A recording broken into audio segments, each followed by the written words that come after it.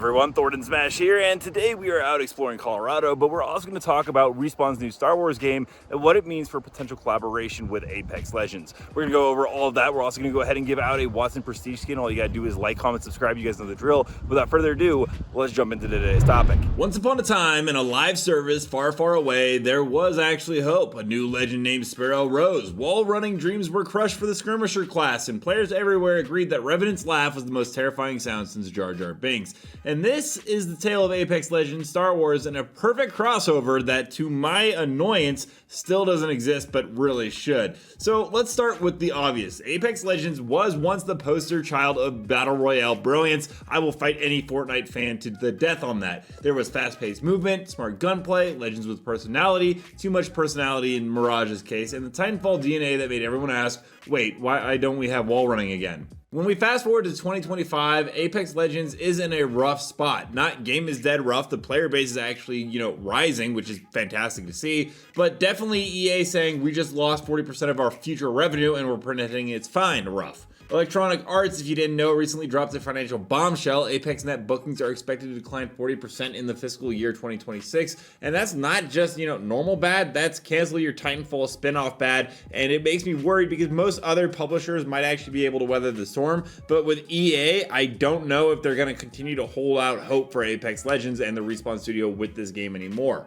But there's actually a really easy fix. It's crossover events. It's actually mind-numbing that EA hasn't figured this out. Because the case in point is the Final Fantasy VII Rebirth crossover. Because Respawn dropped Buster Swords in the game, sold some sleek Final Fantasy VII themed skins, and monetized the event like it was being run by, the corporation that it is. And guess what? It worked. They had reported that it was the highest net bookings that they had received the entire year. And then it's been a slow decline ever since. And I don't know if it's the idiots at EA. They're like, oh, well, they like the Buster Swords, so we'll just make a bunch of Universal Heirlooms, which seems to be what they went ahead and did because we've been getting Universal Heirlooms since then without any return of any collabs or crossovers. So once again, I think EA just completely misunderstood what made the event special. Along with that, of course, revenue surge, social media buzz, and players who hadn't touched Apex in months came back just to cosplay as Cloud with an R301. So crossovers easily here equals money. Duh, but here's the thing. There's one galactic scale crossover that Respawn still hasn't done, which is insane to me, and it's Star Wars.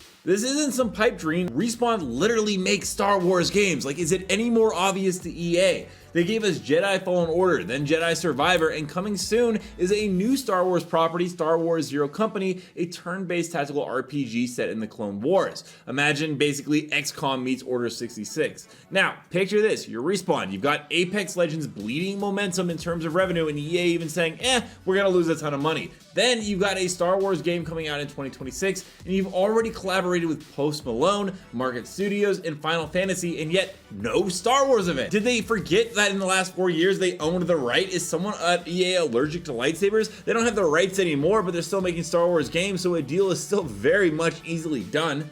And let's just talk about mechanics. Star Wars Zero Company isn't about force powers or lightsabers. It's about tactical clone warfare set in the thick of the Clone Wars, featuring gritty, blaster-wielding soldiers like the disgraced Officer Hawks. And they aren't Jedi, they're not swinging sabers, they're tacticians, gunfighters. In short, they fit perfectly into Apex Legends. You can practically hear this energy humming like a DC-15 blaster. Yes, I'm a huge Star Wars nerd. I have Yoda tattooed on my arm. You can do Bangalore with a clone trooper skin as she is a soldier, Wraith with a stealthy separatist look, or maybe even, Revenant. But actually, there's something better for Revenant. Octane with a Chameleon stim pack. Revenant as General Grievous. It basically writes itself, and this isn't a stretch. It's not like asking EA to put Cal Kestis into Apex and explain why he has a Kraber instead of a lightsaber. This is in-universe compatible, aesthetically aligned, and logistically feasible. And you know what else? It's brand synergy. You're promoting your own game by cross-marketing it in your other game. Its marketing efficiency so good even the Emperor would approve. Apex Legends is now facing what all long-running live service games eventually confront: player fatigue. New characters are cool, but power creep, stale meta, overpriced cosmetic, and constant technical issues are grinding players down. And while Fortnite is out here doing lightsaber battles with Anakin Skywalker and Goku at the same time, which, I'm not a Fortnite fan, but come on, that is pretty cool. Apex is still giving us recolors and recycled heirlooms. The game's cultural cache is slipping despite what you may say. This is where high profile crossover isn't just nice, it's actually necessary. something unexpected, something fresh, something with laser swords and clones and space opera tragedy. You don't need to reinvent Apex, you just need to give it a shot of adrenaline and Star Wars with the fan base. I mean, we saw Battlefront 2 reached over 200,000 players in May after Andor Season 2 launch.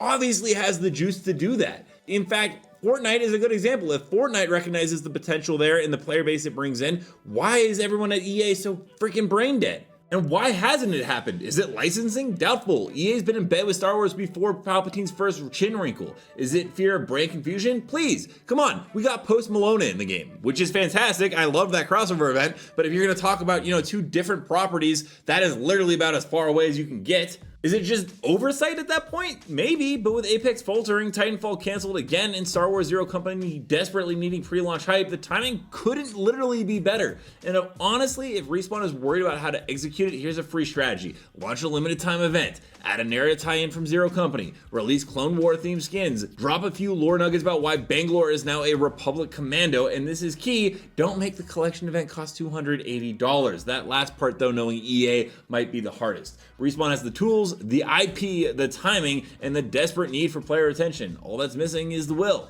But that's all just my opinion. There has been talk about a Star Wars collab being possibly leaked, so we'll see if this actually ends up happening. All that being said, we're going to go ahead and jump into community clips now. Don't forget to submit your own to me at Thordan Smash on Twitter, but without further ado, let's roll it.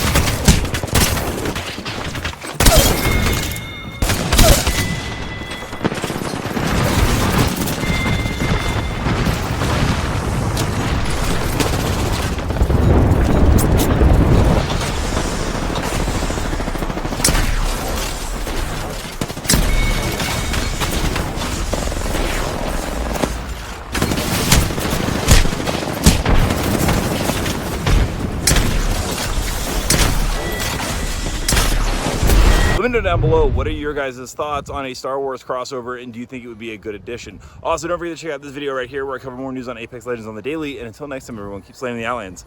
I'll see you out there.